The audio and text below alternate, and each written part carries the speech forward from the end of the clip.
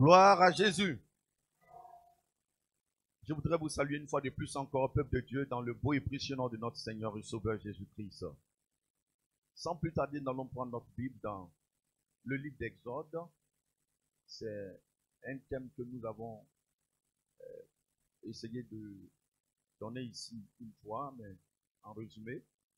Et ce matin, nous allons essayer, selon la direction du Saint-Esprit, avec un autre thème, bien sûr.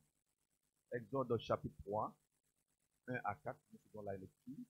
Après, nous lirons Hébreux 11 à partir du verset 23. Exode chapitre 3.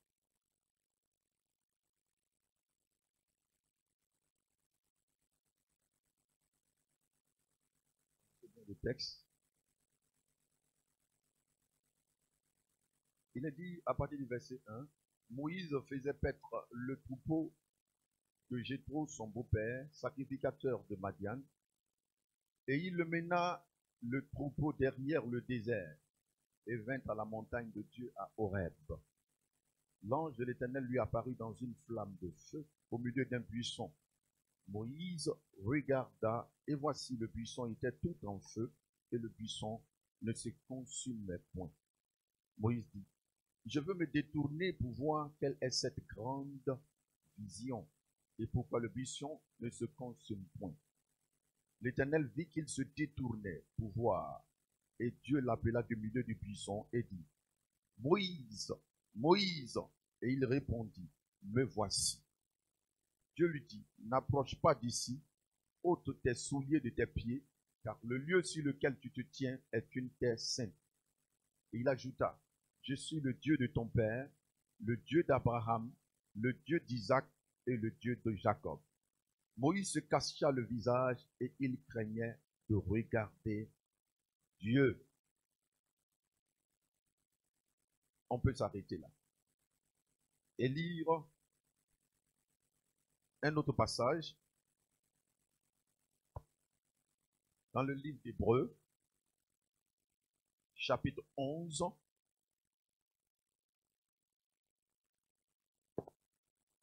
Hébreux chapitre 11 à partir du verset 23, il a dit ceci. C'est par la foi que Moïse, à sa naissance, fut caché pendant 3 mois par ses parents parce qu'ils virent que l'enfant était beau et qu'il ne craignait pas l'ordre du roi.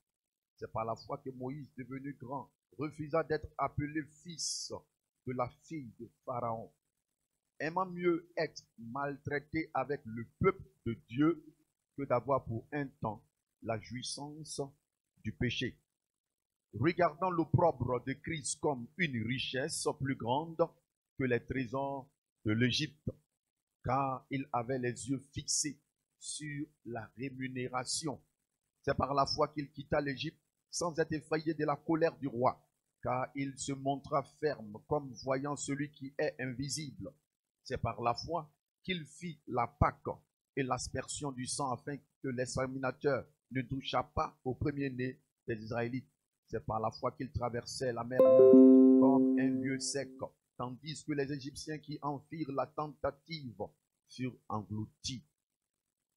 Seigneur notre Dieu, nous te bénissons ce matin pour ta parole. Nous demandons ta grâce et nous prions que cette grâce repose non seulement sur ma vie, sur ton peuple. Permets que nous puissions donner ta pensée au nom de Jésus-Christ et que tout ce qui interférerait à ta parole soit écarté. Au nom de Jésus, nous soumettons les cœurs à ton autorité, à ta voix. Béni sois-tu de ce que, Seigneur, tu nous accordes ton esprit et tu bénis ces instants au nom de Jésus. Amen. Je voudrais ce matin aborder comme thème de la gloire de l'Égypte à la gloire de Dieu. De la gloire de l'Égypte à la gloire de Dieu. Il est plus aisé de monter le piédestal pour des honneurs que d'en descendre pour l'humiliation. Et il est encore plus difficile de quitter la jouissance du palais et de vivre dans le désert. Moïse l'a fait. Il l'a fait pour une gloire plus grande et plus excellente. Car c'est dans le désert que Moïse verrait la véritable gloire. Mais comment parviendrait-il à voir la gloire de Dieu? Et ce matin, Dieu voudrait que nous aussi, nous voyions la gloire de Dieu. Mais comment pouvons-nous expérimenter, voir la gloire de Dieu? Permettez-moi de lire rapidement. Il y a un numéro qui part de passage, le 50-24, le 50-43-01, Peugeot 407. Peugeot 407 50 243 ou barré le chemin 01. Comment donc nous pouvons expérimenter la gloire de Dieu? C'est alors que ce passage nous inspire sur la vie de Moïse. La vie de Moïse nous inspire. Et nous voulons donc en tirer quelques leçons ce matin. Vous connaissez le contexte du livre d'Exode. Dieu, par Joseph, a permis qu'Israël arrive en Égypte. Et après que Joseph et toute la génération de Joseph soient morts, il s'est élevé en Égypte un autre pharaon qui ne connaissait pas Joseph et qui va déclencher une persécution contre le peuple de Dieu. Un massacre va suivre à cette persécution qui existait déjà, un massacre, pour ne pas dire un génocide. Car Pharaon va décider de s'attaquer à tous les premiers-nés. Une façon pour lui de réduire la démographie et d'empêcher le peuple de croître. S'il n'y a plus d'hommes, il n'y aura plus de progéniture et il n'y aura plus de peuple.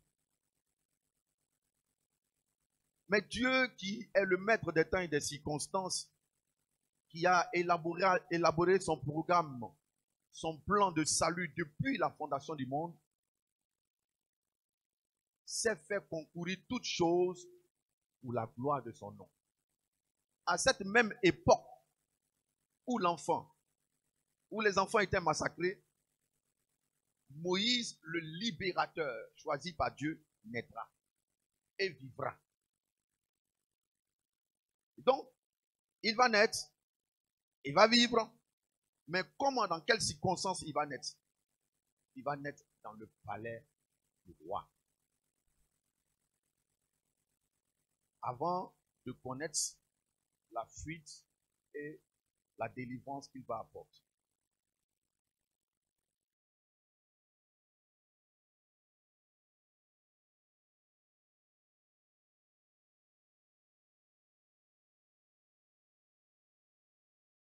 Quelques minutes de Dieu, il y a quelqu'un qui est en bas. Je vais de régler.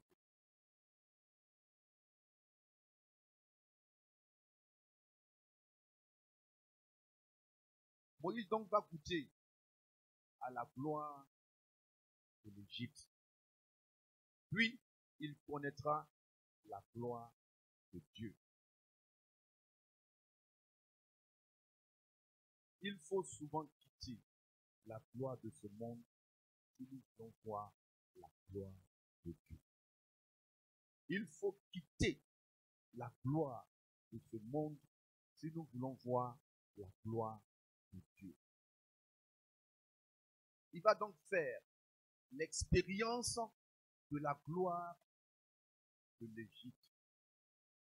Vous savez, dans le dictionnaire biblique, le mot gloire signifie la puissance de Dieu. On parle de la gloire de Dieu, on parle de la puissance de Dieu, on parle de sa renommée, on parle de sa puissance, on parle de sa force, de sa richesse.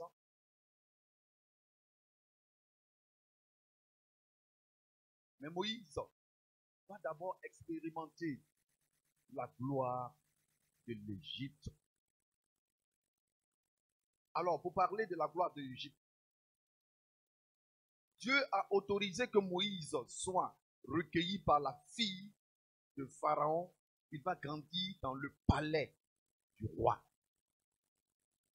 Moïse a grandi dans le palais du roi. Le palais du roi est la vitrine du royaume. La gloire de l'Égypte se voit donc à travers de la gloire de Pharaon. Et vous savez que l'Égypte en ce temps était la superpuissance dans le monde. Puissance politique, puissance militaire, puissance économique, même puissance, je dirais, mystique. Ils adoraient toutes sortes de dieux. C'était donc un pays très craint, très respecté en son temps. Moïse va grandir par les concours de circonstances de Dieu dans une telle famille, adoptée par la fille de Pharaon. Étant donc fils de la princesse, il jouissait des privilèges du palais. Il mangeait à la table du roi. Adopté par la fille de Pharaon, Moïse était donc un prince. Tandis que ses frères souffraient de l'autre côté. Moïse jouissait de la gloire de l'Égypte. Il n'avait rien à craindre. Son petit déjeuner était assuré. Il était goûté. Son dîner était assuré. Il avait des vêtements de rechange comme un prince. Des hommes qui étaient à ses ordres. Dans le palais, il ne souffrait de rien, sinon que d'être honoré comme le roi et ses enfants étaient honorés. Dans pareille circonstance, personne ne voudrait quitter un tel plaisir, une telle jouissance de vie.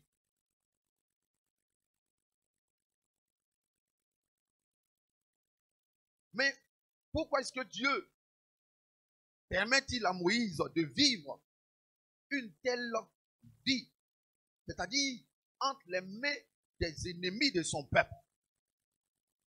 Pourquoi ce passage de Moïse dans la maison de Pharaon? Premièrement, Dieu l'a autorisé pour préserver cet enfant qui était né et qui était le libérateur choisi par Dieu pour le préserver de la mort. Dieu l'a autorisé. Dieu l'a autorisé pour le préserver de la mort, car Dieu n'a aucun problème à élever ses enfants dans le nid du diable. C'est pourquoi n'aie pas peur. Où tu es, quel que soit le lieu où tu es, si tu es enfant de Dieu, n'aie pas peur. Dieu n'a pas de problème pour élever ses enfants dans les nids du diable. C'est dans les milieux les plus hostiles que les champions de Dieu sont formés. Et je sais de quoi je parle. Certainement un jour Dieu me donnera l'occasion. Pas maintenant. Plus les Égyptiens, nous disent l'Écriture, accablaient Moïse, et du moins les Israélites, par les travaux forcés, la Bible nous dit, plus ce peuple s'accroissait. L'objectif de Pharaon et des Égyptiens était de les réduire en nombre, de les exterminer. Il les accablait par des travaux pour les détruire. Mais plus on les accablait par des travaux durs, par la servitude, par la méchanceté et la cruauté, le peuple de Dieu s'accroissait. Rien ne peut arrêter la machine de Dieu. Si tu es enfant de Dieu, réellement enfant de Dieu, en milieu hostile, tous les artifices, les actions de Satan ne viendront que pour te faire rayonner davantage. Et dans la Bible, il y a plusieurs exemples. Joseph, voici quelqu'un qui était le choix de Dieu et qui a été accablé dans toute sa jeunesse par ses propres frères d'abord. Rejeté, jeté dans la citerne. On veut le tuer. Mais vous savez, comme Dieu est le maître des temps, des circonstances et de la vie de l'homme, il n'a pas autorisé la mort. Car le premier dessein de Satan, c'était de l'éliminer. Et le dessein du diable, les desseins du diable, chaque fois qu'un enfant de Dieu souffre et est accablé, c'est son dessein. En réalité, c'est de te tuer. Mais cela ne peut pas partir du programme de Dieu. N'aie pas peur. Ce n'est pas dans le programme de Dieu. Joseph ne devait pas mourir. Joseph, Dieu a autorisé qu'il soit accablé, qu'il souffre la citerne, qu'il souffre le rejet, qu'il souffre le bannissement, qu'il soit loin de sa patrie, qu'il soit comme esclave dans la maison de Potiphar. Joseph a connu toutes ces étapes. Il a connu ensuite la prison et l'accusation et la prison. C'est toujours dans des conditions les plus hostiles, dans des milieux hostiles, que les champions de Dieu sont formés. David a connu la même adversité. David a été accablé lui aussi. Quoique oint par Dieu, il devait monter sur le trône. David a connu la fuite, la poursuite par Saül, qui devait quitter le trône pour qu'il monte. David a été poursuivi pendant des années et des années avant de monter sur le trône. Il a été accablé. Que dire de Daniel? Daniel, déporté en exil avec tout le peuple d'Israël, va connaître des complots, des accusations fausses. Il va connaître la fosse et au lion. Ses amis vont connaître la fournaise ardente. Mais dans tout cela, ils étaient de plus en plus grands, de plus en plus rayonnants. Quelle que soit l'adversité, les enfants, les vrais enfants de Dieu ne craignent rien. Car c'est en milieu hostile qu'ils deviennent encore plus forts, plus grands, plus puissants. Et qu'ils rentreront dans leur destinée de gloire. C'est pourquoi Paul dit, c'est pourquoi je me plais dans les faiblesses, dans les privations. Car quand je suis faible, c'est alors que je suis fort. Je puis tout par celui qui me fortifie. C'est dans les faiblesses qu'il se plaisait. Dans les faiblesses, Dieu l'utilisait encore plus puissamment. Sois fortifié, mon frère et ma soeur, ce matin. Toi qui traverses des temps difficiles, toi qui es accablé, qui sens beaucoup de persécutions autour de toi. Satan n'attaque pas n'importe qui. Il attaque les vrais enfants de Dieu. Il attaque ceux qui ont une grande destinée. Il attaque ceux qu'il voit, qui ont une grande destinée, qui ont une grande étoile. C'est ceux-là qui sont accablés. Souvent depuis la naissance. Souvent depuis la naissance, des choses ont été faites pour t'empêcher d'arriver. Mais tu vas arriver. Tu vas arriver. Tu vas arriver. Tu atteindras l'objectif. Oui, dans la Bible, bien de personnes ont connu l'adversité en milieu hostile. Jésus même dit à son peuple, ses enfants, l'église, je vous envoie comme des brebis au milieu des loups. C'est en milieu hostile que le véritable enfant de Dieu évolue.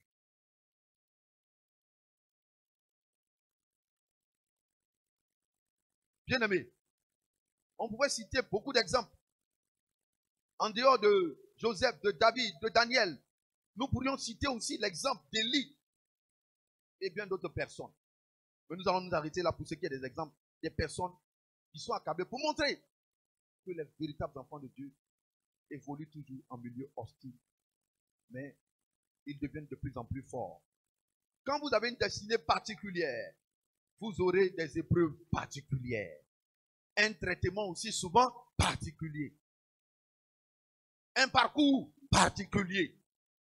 Quand tu as une destinée particulière, tu connaîtras des épreuves particulières. Tu n'es pas comme les autres. Donc si tu souffres, ne te plains pas. C'est pour ton bien. C'est pour ton bien. Tu n'es pas comme les autres. Tu connaîtras un parcours particulier. Et tu connaîtras aussi un traitement particulier de la part de Dieu. Les gens ils ne vont pas pleurer sur tes épreuves, mais ils seront mécontents de tes moments de privilège. Et c'est comme ça. Sans savoir d'où tu viens. Sans savoir ce que Dieu veut. Ce que Dieu fait. Souvent, les hommes veulent attraper la main de Dieu pour réécrire l'histoire des hommes, de certaines personnes. Personne ne peut attraper la main de Dieu pour écrire ton histoire. D'ailleurs, beaucoup de personnes l'essaient, les sorciers l'essaient, ils essaient de réécrire l'histoire des gens. Ils effacent leur destinée, mais quand tu es en Christ, ce qu'il a écrit là, c'est zéro, c'est pour Dieu qui compte. Il écrit en encre noire, Jésus a écrit et réécrit en lettres d'or.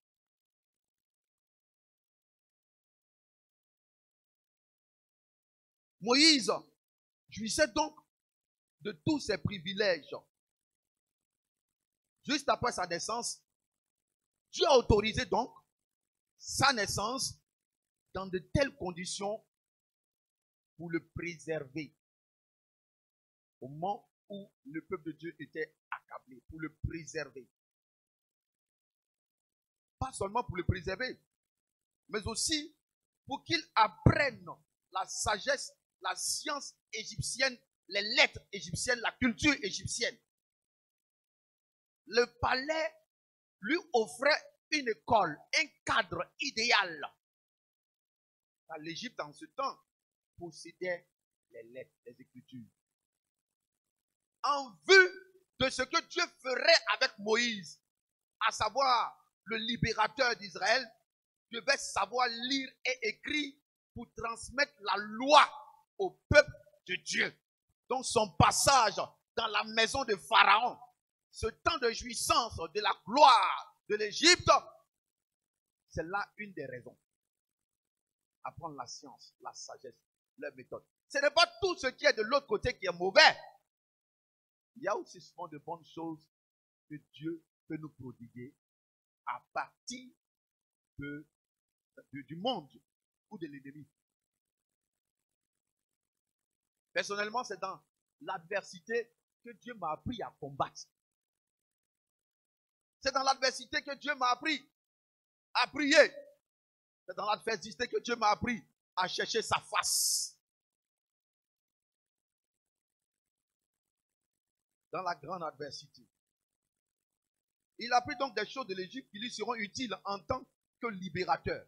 Les lettres égyptiennes lui ont permis d'écrire la loi. Cependant, il était dans le palais sans que son cœur n'y soit attaché. Il était dans le palais sans que son cœur soit réellement attaché à la vie du palais.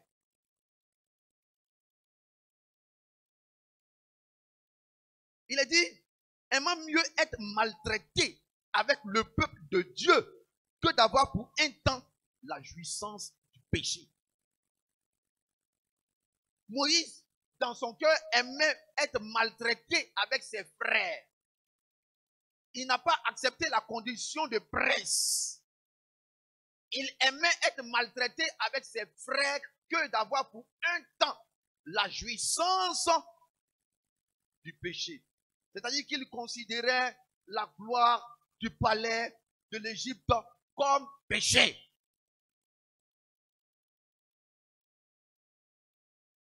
Son cœur n'était pas attaché à cette gloire humaine et qui était éphémère. La gloire du monde existe, bel et bien.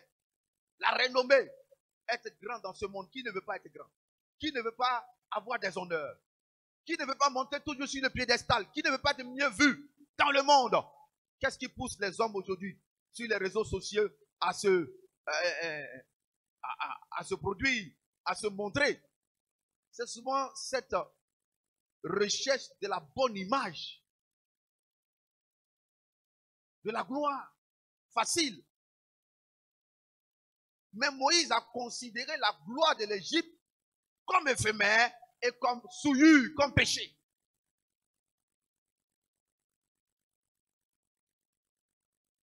Il a refusé. Regardant l'opprobre de Christ comme une richesse plus grande que les trésors de l'Égypte, car il avait les yeux fixés sur la rémunération.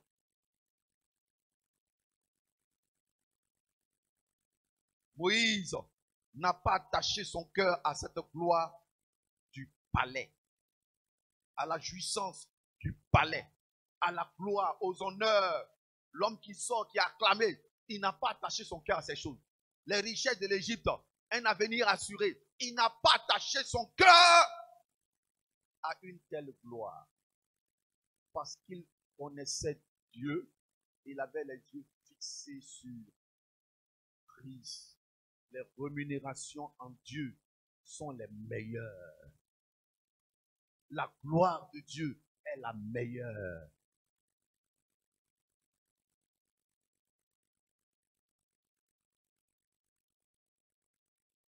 Dans son parcours, il va donc connaître la gloire de l'Égypte, mais il va aussi connaître un passage à vide. Un passage à vide, pour ne pas dire, il va connaître le désert. Tu ne peux pas voir la gloire de Dieu si tu ne passes pas par le désert. Le désert serait pour lui un lieu de préparation, de formation. C'est à 40 ans qu'il va fuir l'Égypte. Après avoir tué un Égyptien, voulant prendre la défense de ses frères, leur montrant qu'il était leur libérateur envoyé par Dieu, les frères l'ont vu autrement. Pour eux, il est à l'aise, il est dans le palais, il jouit de tous les privilèges, tandis que nous souffrons. Qu'est-ce que tu vas nous dire? Qui t'a établi chef et juge sur nous? Le peuple de Dieu a toujours réagi de la sorte. Toujours. C'est le peuple de Dieu qui tue ses propres fils et ses propres enfants. Par méconnaissance de Dieu. Par la jalousie, par les rivalités, par les querelles. Parce qu'on ne discerne pas le plan de Dieu pour notre vie. Dieu se choisit toujours un homme. Mais cet homme est souvent combattu par ses propres frères. Dieu se choisit souvent une femme. Mais cette femme est souvent combattue par ceux de la maison. Et cela va créer des problèmes. Où il va fuir dans le désert. Voici ce qui va l'amener dans le désert. Mais Dieu l'a autorisé pour une formation, car il n'était pas encore prêt. Il avait 40 ans quand il fuyait. Il va alors aller dans le désert pour une formation de 40 années encore de préparation.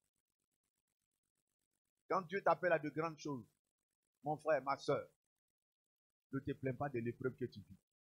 La particularité de ton épreuve déterminera la grandeur de l'œuvre qui t'attend, de ce que Dieu veut faire avec toi. La particularité et le temps que ton épreuve met, la préparation que tu mets, détermine très sûrement l'œuvre que tu as appelé à accomplir avec Dieu. Tu n'es pas en retard. Tu es dans le temps de Dieu. Tu n'es pas en retard. Tu es dans le temps de Dieu. C'est la formation qui continue. C'est ton désert. Moïse va donc vivre le désert. De la vie du palais, Moïse se retrouve dans le désert à zéro. À zéro. Le désert fut pour lui un temps de préparation pendant 40 ans. Il n'y a pas de meilleur endroit de formation que dans le désert. C'est souvent le lieu idéal où l'on est coupé de tout privilège, de la distraction, le plaisir pour entendre, pour écouter la voix de Dieu. Souvent, Dieu te coupera de tout pour que tu entendes sa voix, pour que tu lui sois obéissant, pour que tu saches qu'il existe. Souvent, Dieu coupera tout. Dieu t'enlèvera tout privilèges que tu penses avoir pour t'avoir avec lui. Il te coupe de tout ce dont tu penses avoir pour t'avoir avec lui pour un temps. C'est l'endroit où Dieu parle au cœur de ses enfants. Il dit, je vous ai conduit dans le désert pour parler à ton cœur. Dieu les a entraînés dans le désert. C'est là qu'il va leur donner la loi. Vous dites, si vous voulez marcher avec moi, voici comment il faut se conduire. C'est dans le désert, sur la montagne du Sinaï. C'est dans le désert que Jésus, après avoir reçu son baptême, a aussi fait un tour pendant 40 jours. Sorti de là, il a connu la véritable gloire, la renommée. Sa renommée s'est répandue. Satan voulait lui proposer la gloire éphémère. Il dit, prosterne-toi devant moi. Jésus a refusé la gloire éphémère et la gloire qui a été donnée à Satan par Adam. Et quand il a refusé, après ce moment de tentation, la Bible dit qu'il est sorti du désert, revêtu de la puissance de Dieu. Sa renommée a commencé. Il a commencé à connaître la gloire à laquelle Dieu l'appelait dans son ministère terrestre. Jean-Baptiste, c'est dans le désert même qu'il a exercé son ministère, se nourrissant de sauterelles sauvages, de miel. Qui connaît sa garde-robe? Il s'habillait de peau de peau de chameau. Quelqu'un a dit, est-ce qu'il avait des vêtements de rechange? Certainement la pluie le chicotait avec les odeurs, le miel attaché dessus. Vous voyez ce que ça fait? Cependant, le trésor qui était en lui venait du ciel. Les gens quittaient les palais, l'embrassaient pour le trouver dans le désert. Tous ceux qui étaient touchés par le message de la repentance venaient se faire baptiser par Jean-Baptiste dans le désert. Israël même a été conduit dans le désert. Et c'est là que Dieu va le former. Dieu va apprendre à Israël le culte de Yahweh. Comment on adore Dieu. Dieu, après avoir fait sortir Israël de l'Égypte, les a conduits dans le désert pour lui donner la loi, lui apprendre le culte de Dieu. Une vraie communion s'est tissée entre Dieu et son peuple dans le désert. Souvent, la véritable communion est forgée quand nous traversons le désert, les temps de privation, de manquement. C'est ces moments les plus idéaux où l'on s'approche plus de Dieu. Souvent, quand tu es rassasié matin, midi et soir, oh Dieu, Seigneur, tu es bon, merci. Il n'y a pas de sincérité souvent dans cette adoration. Souvent. Mais quand il n'y a rien, quand ce qui te coûte cher, Dieu touche, ton cœur se rapproche de Dieu. Ton cœur se rapproche de Dieu. Dans la recherche de Dieu. Dans la présence de Dieu. C'est pourquoi Dieu a utilisé souvent le désert pour la formation. Une vraie communion se tisse souvent dans le désert. Souvent, nous sommes mieux construits dans les temps de privation que dans les jours d'abondance. Le désert te rapprochera de Dieu. Le désert permet à Dieu de remettre le compteur à zéro pour un nouveau départ plus glorieux. Par le désert, Dieu met le compteur de Moïse à zéro pour un nouveau départ. Il ne pouvait pas libérer le peuple en étant dans le palais. Il a été dans le palais pour un temps. Cette gloire-là, ce n'est pas de cela qu'il s'agit. Il n'était pas appelé à cette gloire en réalité. Sors de là et mets le compteur à zéro. Et maintenant, Moïse va connaître la véritable gloire. Il va connaître la véritable gloire. Souvenez-vous dans Jean, chapitre 2, la noce de Cana. Ils ont apporté du vin pour organiser leur mariage. La fête était belle. Tout y allait très bien. Le vin, symbole de la joie en Israël. Le vin qui faisait la fête en Israël. Les noces duraient plusieurs jours. Et il se trouve qu'en plein milieu de fête, le vin vient à manquer. Les hommes non plus. La gloire humaine, les forces, les capacités humaines sont limitées. Sont limitées, sont éphémères. Mais ce que Dieu donne est durable, est le vrai. Le bon vin vient toujours quand le premier vin finit. Noce de Canaan. Jésus se lève et il donne le bon vin. Oui, que Dieu donne un bon vin à ton foyer. Ton foyer qui a tellement souffert. Que Dieu donne ce nouveau vin, ce renouveau de vie, ce renouveau de joie, ce renouveau de paix dans ta maison, dans ton foyer. Moïse a certes connu le désert, mais son désert l'a instruit dans une haute dimension de gloire. L'a introduit dans une haute dimension de gloire. Que ton désert t'introduise dans une haute dimension de vie et de gloire. C'est du désert que Moïse va connaître la gloire de Dieu. Oh, la gloire de Dieu. De la gloire de l'Égypte au désert et du désert à la gloire de Dieu. Il a vu la gloire de Dieu à travers le buisson ardent. Il ne pouvait jamais voir ce buisson ardent tant qu'il était dans la maison de Pharaon. Moïse va voir la gloire de Dieu. Un buisson qui est appelé à être consumé par le feu, mais qui n'était pas consumé. Cependant, le feu y brûlait. Quel est ce spectacle? Quel est ce fonctionnement? Le feu a besoin de combustible. Le bois est un combustible. Le buisson est un combustible pour le feu. Est-ce qu'il y avait là un gisement de gaz ou de pétrole caché? Je ne sais. Les incrédules vont vous dire, certainement il y avait peut-être du gaz. Ce n'est pas un miracle. Ce n'est pas étonnant. Avec la chaleur qu'il fait dans le désert, c'est tellement... Mais la Bible nous dit, le feu brûlait et ne consumait pas le buisson. Le feu de Dieu n'est pas un feu en réalité pour faire du mal. Mais ce feu-là consume le péché, donc il apporte la pureté. Ce feu consume les ennemis de Dieu. Mais il n'est pas là pour faire du mal à l'homme. C'est lui qui donne la vie. Il est la source de vie. Il existe par lui-même.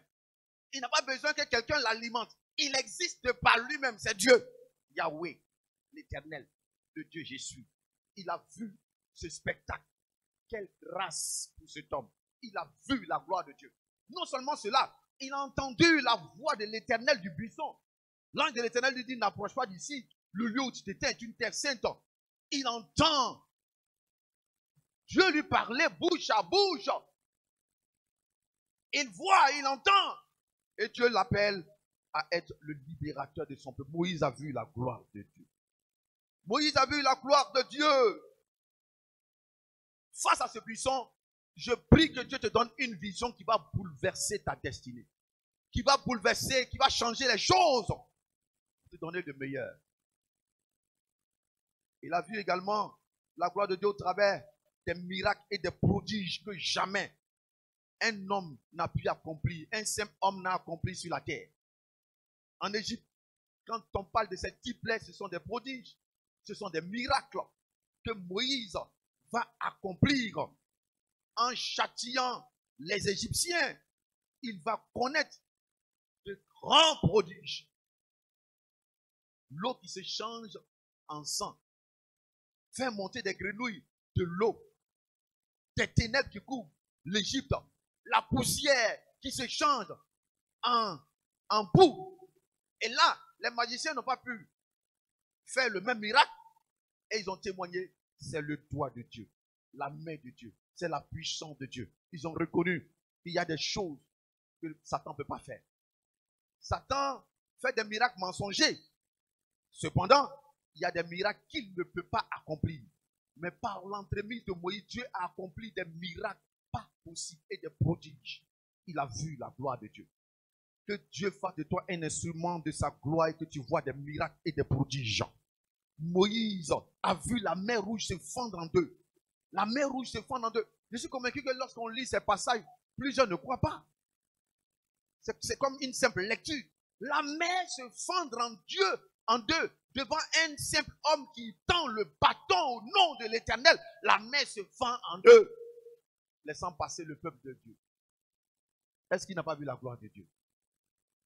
Que ce qui est comme un obstacle devant toi soit fendu en deux, afin que tu vois la gloire de Dieu. Tu penses qu'il n'y a pas chemin, il y a chemin, parce que tu verras la gloire de Dieu. Avec Dieu, Dieu n'a pas besoin qu'on construise un mur, qu'on fasse une porte. Partout il y a mur, il n'y a pas mur, il y a porte pour Dieu, il y a passage pour Dieu. Qu'il y ait mur ou pas mur, qu'il y ait porte ou pas porte, celui qui crée les portes s'appelle l'Éternel Dieu des armées. S'il marche au-devant de toi, et aucune porte ne pourra le résister, toutes les portes vont s'ouvrir. Le peuple de Dieu avec Moïse ont vu la gloire de Dieu avec cette mer qui s'est fendue. Il a vu la gloire de Dieu par la Shekinah qui reposait sur le peuple et sur la tente d'assignation. La Shekinah, la gloire de Dieu, comme une nuée dans la journée et comme un feu dans la nuit. La Shekinah reposait et cette Shekinah était comme le GPS qui a conduit Israël dans le désert. Il n'avait pas de GPS, il n'avait pas de carte. Dieu dit, venez, je vous conduis à Canaan. C'est la Shekinah qui les conduisait. Là où la gloire descend, le peuple sait qu'il faut s'arrêter. Il faut s'arrêter là. Parce que la marche est par l'esprit, pas par la chair. C'est Dieu qui dirige tes pas. Celui qui est soumis à Dieu s'assoit, il campe là, il dort là. Le jour que la nuée se lève, tout le monde se lève et suit Dieu. Tu vas arriver à Canaan, il faut suivre la nuée. Il faut suivre la Shekinah. La Shekinah. Moïse a vu la gloire de Dieu. Alors, quand il montait sur la montagne de Sinaï, alors que à tout le monde, la dépense express a été faite de monter sur la montagne, seul Moïse est monté jusque dans les profondeurs, dans l'intimité de la montagne, où il y avait déjà de la fumée, où il y avait déjà une interdiction qui avait été donnée, où il y avait un tremblement de terre, où il y avait l'obscurité, où il y avait du feu, où le tonnerre grondait avec puissance. Aucun homme ne pouvait tenir sur ses pieds. Moïse est monté et est entré dans cette nuée, est rentré dans la présence glorieuse de Dieu où on ne peut pas le voir. Moïse a vu des choses extraordinaires. Il ne pouvait pas rester en Égypte et voir ces choses. Tu ne pourras jamais voir la gloire de Dieu tant que tu es attaché encore à cette gloire éphémère de ce monde. Tu ne pourras pas. Quand Dieu dit j'ai des grandes choses à faire avec toi, tu ne peux pas imaginer ce que Dieu peut faire. Tu ne peux pas imaginer l'ampleur, la grandeur, la puissance de ce qu'il veut te donner. Mais très souvent, nous pensons que ce que nous possédons aujourd'hui est la meilleure. C'est faux. Il a quitté pour voir la gloire de Dieu. Il n'aurait jamais vu de tel spectacle. Il n'aurait jamais eu une telle communion entre un homme et Dieu, entre le divin et l'humain, si Moïse n'avait pas quitté le palais. Jamais un homme a marché de la sorte avec Dieu. Un homme en dehors de Moïse, si nous mettons Jésus-Christ de côté, jamais un homme n'a connu de telle grâce, de telle gloire, de telle puissance, une telle renommée. Voyez-vous, lui qui était zéro dans le désert, Dieu est en train d'en faire un héros. La vraie gloire passe par le désert. La vraie gloire passe par ton désert. Oui. À la vue de la gloire de Dieu sur la montagne de Sinaï, il a vu toutes ces choses, mais Moïse n'était pas rassasié de voir la gloire de Dieu. Un jour, il a dit, dans Exode, Seigneur, fais-moi voir ta gloire. Fais-moi voir ta gloire. Quelqu'un qui a vu toutes ces choses demande à Dieu, je vais voir ta gloire. En d'autres termes, je vais te voir encore plus, de manière plus concrète. Tu me parles, c'est vrai, tu fais toutes ces choses. J'ai atteint une certaine renommée, mais je vais te sentir encore plus. Dieu lui dit, tu veux voir ma gloire, personne ne peut me voir et vivre. Personne ne peut me voir et vivre. Mais toi, je te fais grâce. Tu me verras néanmoins de dos quand je passerai. Et Dieu est passé, il a couvert les yeux de Moïse pour passer devant lui. L'Éternel passe et Moïse voit Dieu de son dos. Quel homme. Quel homme. Il y a tellement de grandes choses que Dieu veut te faire voir, mon frère, ma soeur. Si tu pouvais comprendre et si tu pouvais te détacher un temps soit peu de ce privilège instantané, éphémère et mondain auquel tu es attaché. Tu peux voir la gloire de Dieu. Alors ce matin, peux-tu voir la gloire de Dieu? Voulons-nous voir la gloire de Dieu? que c'est le désir de Dieu que tu vois sa gloire, que tu expérimentes. Si tu veux voir la gloire de Dieu, il faut accepter de quitter une gloire, la gloire humaine, c'est-à-dire celle de l'Égypte, ou une gloire, celle de Dieu. Accepte de quitter la gloire humaine, la gloire de l'Égypte, ou la gloire de Dieu. Accepte d'abandonner cela. Parce que Moïse a accepté de quitter la gloire de l'Égypte. Il a regardé cela comme péché, comme de la boue. Il avait ses yeux sur ce qu'il ne voyait pas, mais qui était pourtant une promesse. La rémunération en Christ. Tu ne peux rien expérimenter avec Dieu si tu n'acceptes pas de te séparer de ce qui te retient, de la gloire humaine, de la gloire de ce monde. Tu ne peux rien obtenir. Il a tel les hommes en la gloire, les grosses voitures. Qu'est-ce que pousse les jeunes gens aujourd'hui à être des bouteurs? Et les bouteurs, nous savons aujourd'hui en Côte d'Ivoire comment ça se passe. Il faut sacrifier des vies humaines. Vous goûtez à quoi? Avoir des voitures de luxe, une vie de luxe, aller à Dubaï et revenir, c'est ça la gloire, et puis mourir d'une mort prématurée, être malheureux, c'est-à-dire heureux aux yeux des gens dans l'apparence, mais malheureux dans le cœur. Tu n'as pas le bonheur dans ton cœur, c'est pas la gloire cela. Aller te faire déféquer sur toi à Dubaï pour avoir de l'argent, des millions, pourquoi? C'est ça la gloire. Les gens vont faire les caca. Permettez-moi l'expression. Les caca des hommes impurs davantage. Ils ont fait des pactes avec le diable. Ils vont venir déféquer sur toi pour te donner quel privilège, quelle gloire. Dans ce monde, il faut quitter ces choses pour la gloire de Dieu. Il faut quitter, il faut quitter. Il faut quitter, il faut que ton cœur accepte de quitter. Il faut que ton cœur accepte de laisser. Le problème, ce n'est pas d'entendre, mais il faut que ton cœur dise, à partir d'aujourd'hui, je quitte, je laisse. C'est ce que Dieu veut que tu fasses. C'est cette décision que Dieu veut que tu prennes. Que tu dis, je laisse. Quand tu vas dire dans ton cœur, je laisse, ça va te lâcher. Les esprits vont partir. Tant que ton cœur ne dit pas, je laisse, les esprits ne te lâcheront pas. Il y en a qui trouvent la gloire dans la sorcellerie. Ils ont une gloire dedans. Il faut laisser ça. On a plus peur des menaces du diable, de la confrérie sorcière, que de Dieu. Quelle gloire y a-t-il à faire de la sorcellerie, à détruire les autres, à détruire la vie des autres, à mélanger la destinée des autres? Quelle gloire y a-t-il là-dedans? Il faut abandonner ces choses. Libère ton cœur. Pour Dieu, il te présentera quelque chose de mieux. Le meilleur est en Jésus-Christ. Le meilleur est en Jésus-Christ. La véritable gloire est en Jésus-Christ. Accepte de quitter ta gloire éphémère. C'est pourquoi on va se livrer au mysticisme, rentrer dans des loges pour avoir un peu de notoriété, pour avoir un peu de place, pour avoir un peu d'argent. Et puis on dit on est respecté sur la terre. Tu vas mourir, tu seras consumé non seulement par les asticots, tu iras en enfer et tu vas croupir pour de l'éternité dans le gémissement. Quelle gloire y a-t-il là-dedans? Quelle gloire y a-t-il? Quitte la gloire de ce monde. On dit non, il y a un siècle dans le monde, quand même il faut faire partie. Ça fait plaisir de parler. Tu parles aujourd'hui, demain tu ne parleras pas. Tu parles maintenant, mais sache que demain tu ne parleras pas. Ta vie ne dépend pas de toi. Mais quand ta vie va s'arrêter sur la terre, tu fermeras les yeux sur la terre. Où vas-tu les ouvrir?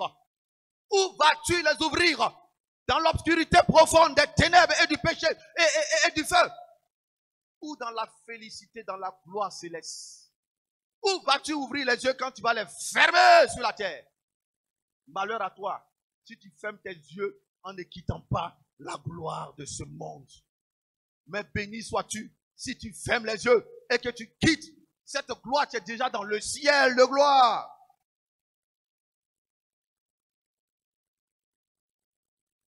Il faut quitter la gloire éphémère de l'Égypte.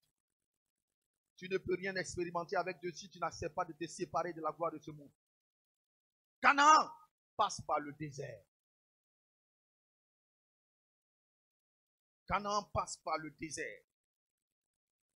Deuxièmement, il faut une connexion. Toujours, Dieu travaille avec les hommes. Moïse, pour connaître la gloire de l'Égypte, il lui fallait une connexion. Dieu a autorisé qu'il soit connecté à la fille de Pharaon. C'est pourquoi il a connu ce privilège. Il y a des personnes vers qui Dieu vous envoie et qui deviennent pour vous une porte de bénédiction. C'est Dieu qui le fait. Ce n'est pas l'homme qui recherche cela. Ce n'est pas à toi de courir vers, mais c'est Dieu lui-même qui établit la connexion. La maison de Pharaon a été pour lui aussi une bénédiction. La deuxième connexion qu'il va avoir pour vivre la gloire de Dieu, c'est la maison de Jéthro. Les maisons sont souvent des lieux de bénédiction. Il y a des maisons qui peuvent être pour nous des lieux de malheur, ça peut exister. Mais il y a des maisons, le plus souvent, qui sont des maisons de bénédiction. Et je prie que le Seigneur fasse que ta maison soit une maison de bénédiction pour tous. De sorte que tous ceux qui y entrent sortent avec la grâce, la gloire de Dieu. La connexion de Moïse avec Jéthro va lui ouvrir des portes. Et ce sont ces portes qui vont le conduire vers la gloire de Dieu. En l'envoyant dans le désert, Moïse ne savait pas où aller. Tout ce qu'il sait, il va vivre dans le désert. Mais c'est dans le désert que Dieu a préparé un lieu de refuge. Un certain Jéthro, sacrificateur de Madian. Et cette connexion arrive comment? Dieu utilise toujours ce qui est en nous. Notre caractère, notre façon d'être, ce que nous savons faire de bien. Tant que nous ne le faisons, un jour, ça va payer. Ce que tu sais faire de bien, si tu n'arrêtes pas et que tu continues, un jour, ça va payer. Ça paye.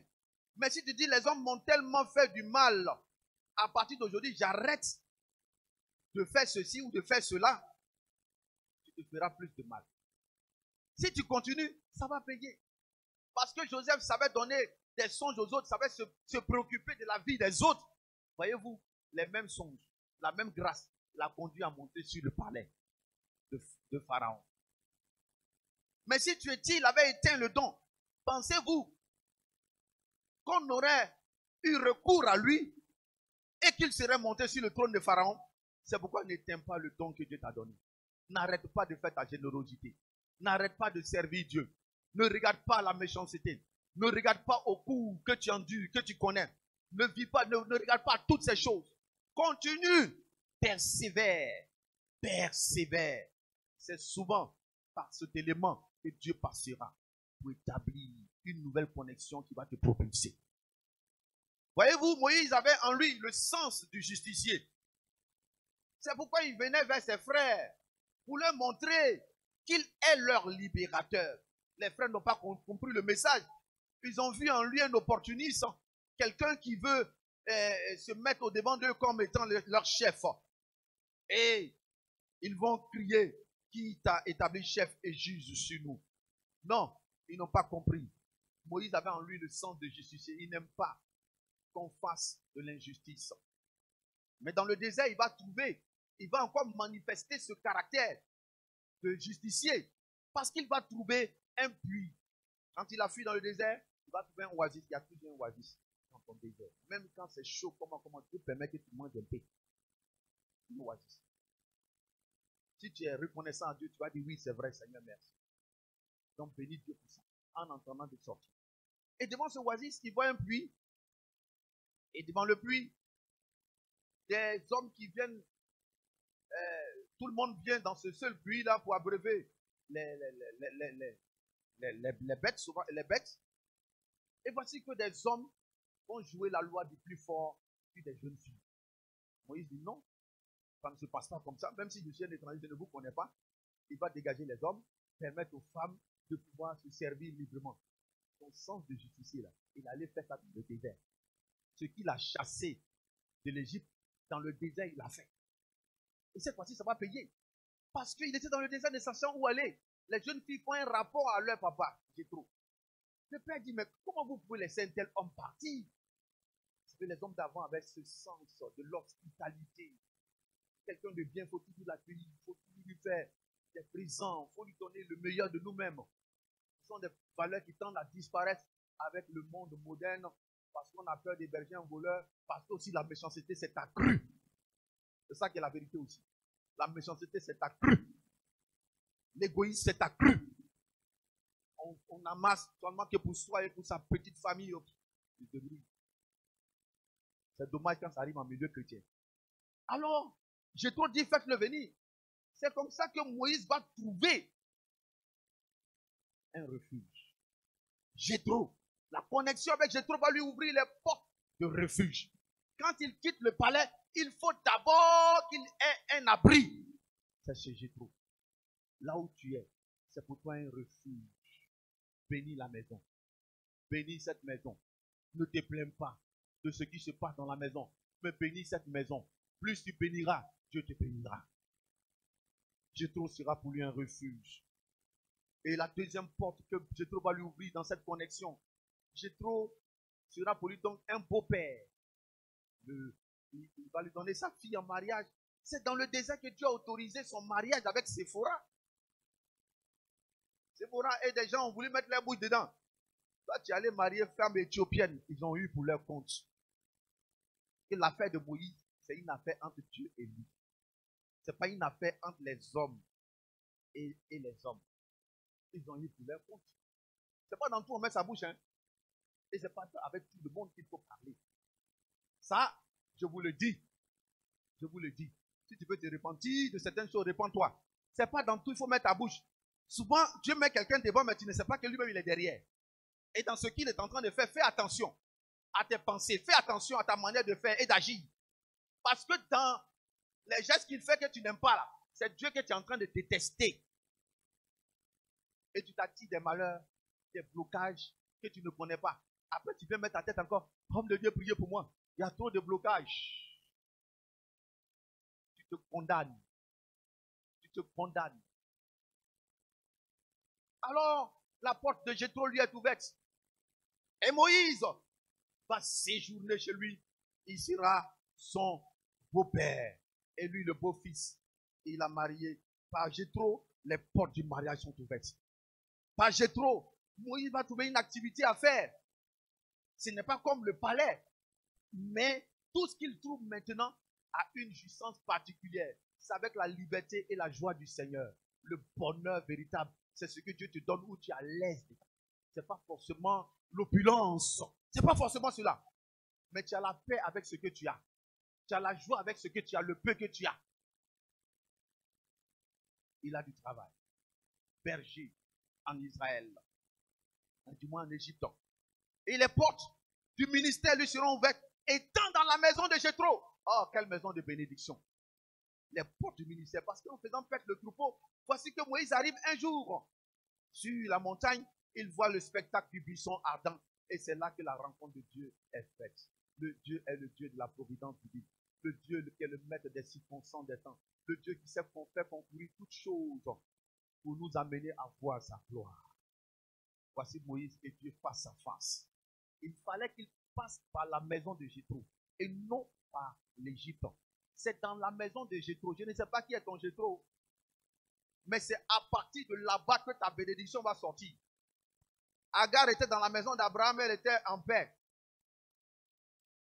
Mais le jour que Sarai a décidé qu'elle devienne la mère porteuse, pas sa coépouse, mais la mère porteuse. Madame Agar s'est vue comme une coépouse. Leur loi leur autorisait les mères porteuses par les servantes. Elle dit non, je suis une épouse. Parce que toi, tu ne peux pas faire enfant. Elle se balade avec son ventre devant Sarah, la servante. Elle rentre à gauche, elle rentre à droite. La Bible dit, comme la neige en été, la pluie pendant la moisson, ainsi la gloire ne convient pas à l'insensé. La neige en été, ce n'est pas sa période. La pluie pendant la moisson, ce n'est pas sa période. La gloire ne convient pas à l'insensé. Il y a des gens qui, on leur donne une certaine gloire, ils vont la détruire. Ils vont vous démontrer qu'ils ne la méritent pas. Et c'est d'ailleurs la raison pour laquelle Dieu prend le temps de former, de briser en nous des choses, d'enlever des choses d'abord, afin de t'élever au temps convenable et que tu deviennes ce que tu dois devenir. Il faut qu'il te brise, il faut qu'il te façonne. Il faut que tu sois humble. Il faut que tu acceptes la patience. Donc, il éprouve ta patience par des gens qui vont te faire des choses bizarres. Mais il faut que ton cœur reste. Quand tu vas comprendre ces choses, tu rentres dans la véritable gloire. Sarah n'était pas prête. Ils lui ont donné la passe. C'était même pas sous l'autorisation de Dieu. Elle est devenue la femme mère porteuse. Elle dit, mais écoutez, c'est moi la petite chérie, la véritable chérie d'Abraham. Toi, tu es qui? Vieille mère, stérile, coyo, tu peux faire quoi? Ah, mais son mépris va lui coûter la peau de fesse, comme dirait quelqu'un. Ça va lui coûter très cher. Sarah dit, mais tu vois ce qu'elle fait?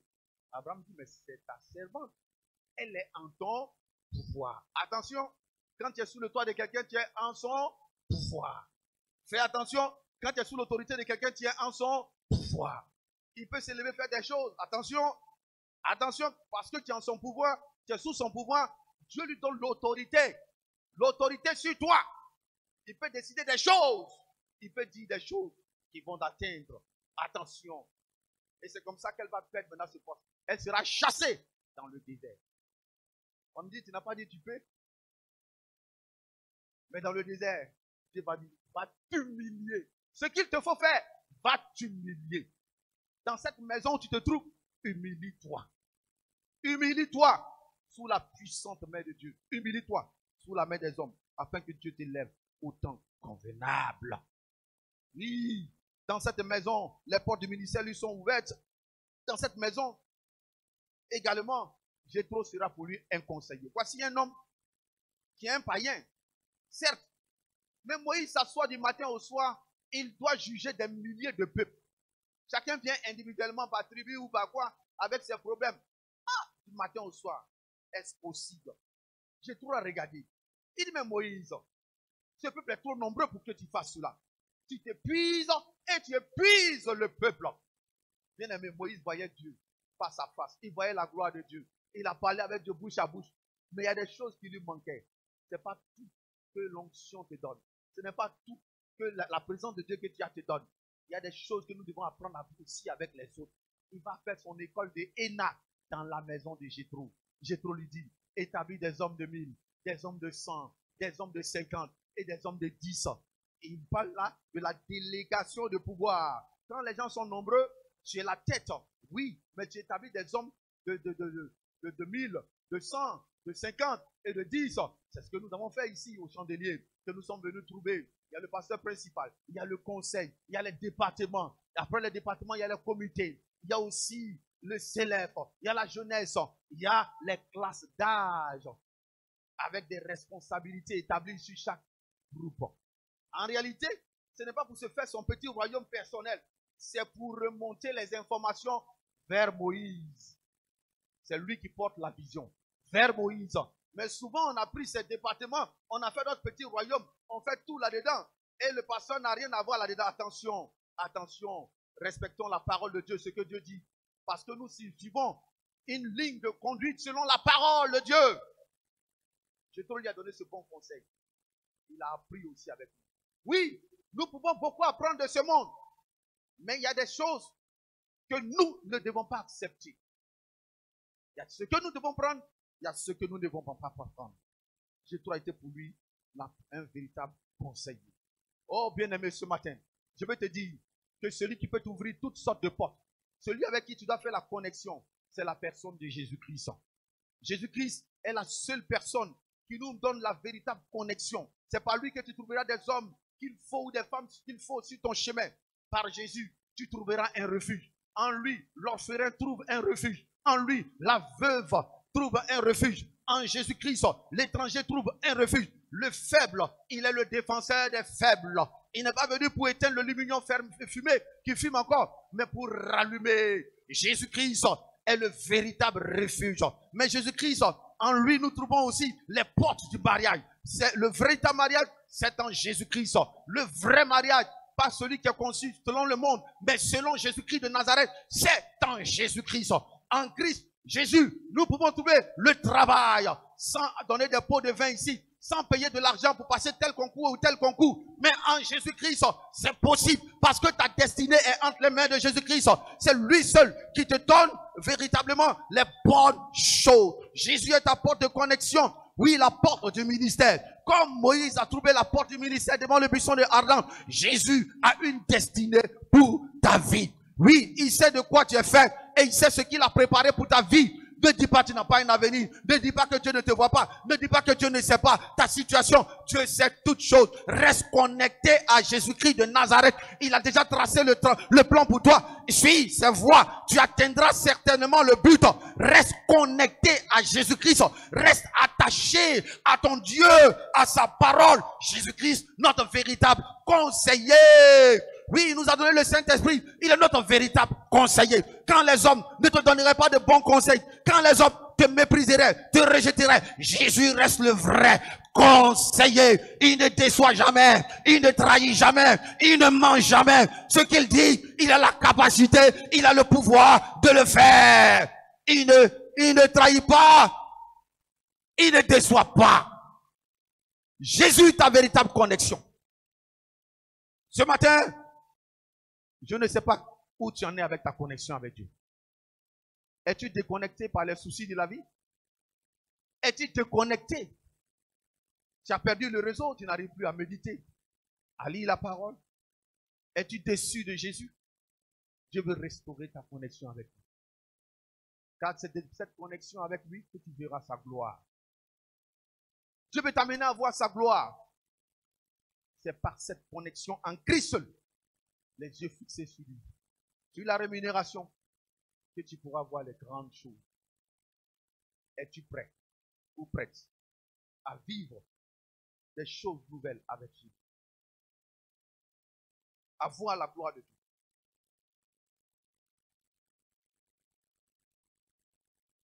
C'est par la foi que Moïse, devenu grand, refusa d'être appelé fils de la fille de Pharaon, aimant mieux être maltraité avec le peuple de Dieu que d'avoir pour un temps la jouissance du péché.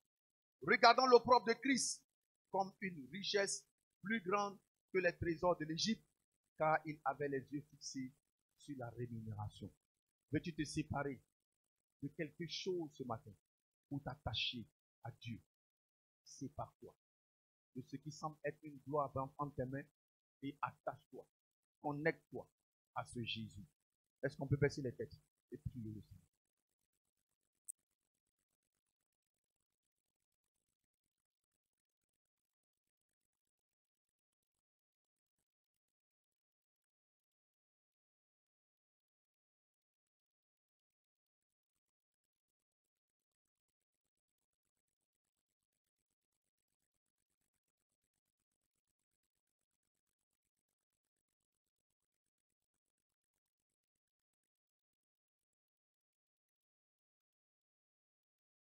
Béni sois-tu, notre Dieu, notre Père.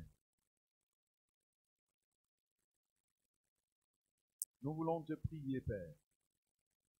Demander ta grâce. Demander ta force, ta présence. Prends la place dans nos cœurs. Par ce que les faibles mots n'ont pas su dire, agis dans la vie de tes enfants. Et change au nom de Jésus. Nous te prions de nous donner de rechercher ta gloire, la véritable, à quitter celle de l'Égypte, du monde, pour s'attacher à toi, accepter la traversée du désert, à nous connecter à ton réseau, à toi et à toi seul. Merci Seigneur ce matin. Gloire et honneur à toi. Et là où des personnes ont perdu, Shada brata kamasha, brata kamasha, Bunta brata kamasa, brata kamasa, ite proite kemosaiti.